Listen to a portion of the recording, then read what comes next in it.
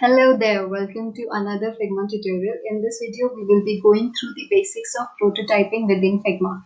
Interactive prototype allows to demonstrate how the design will behave. It helps the design critics and others to visualize how the design will look and feel.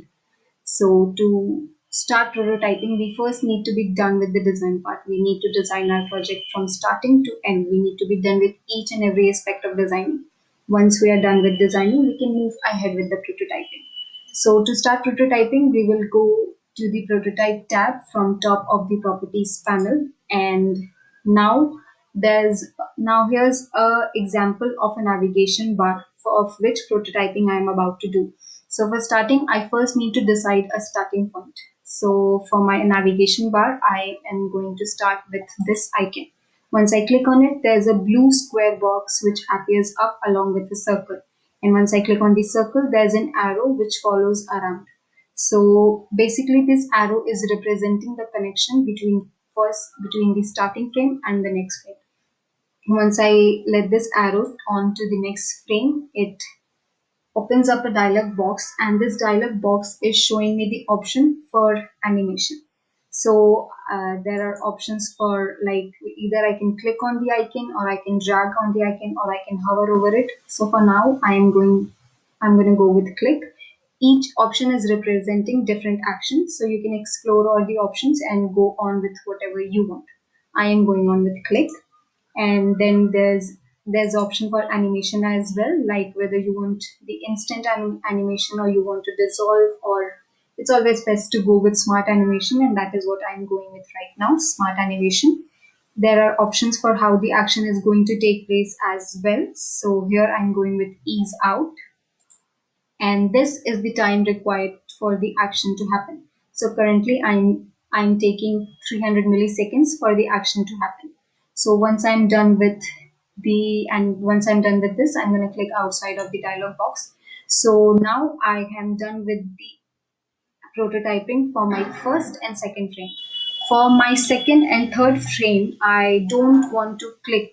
I don't want the user to keep on clicking and clicking. I want the user to click once, and I want rest of the actions to happen on its own.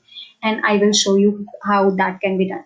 Once I click on this frame, and again the circle appears up, and when I take my arrow and move on to the next frame, now to make sure that I control what happens once the user on this frame, I will select after delay. So after delay is the option which allows you to control what happens once the user reaches this frame. So basically, once the user has clicked and reached this frame, now all the actions after this will happen on its own. So I am going to click at after delay, and this I am going to make it 200 milliseconds.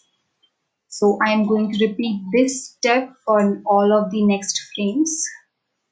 I'm going to take the arrow and move it to the next frame.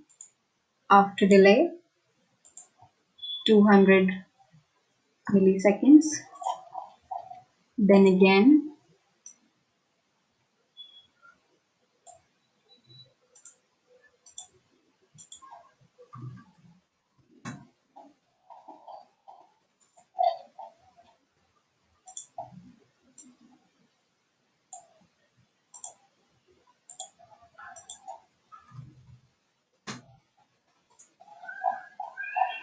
so we are pretty much done, and our prototype should look as how we want it to. So let's see what we have done.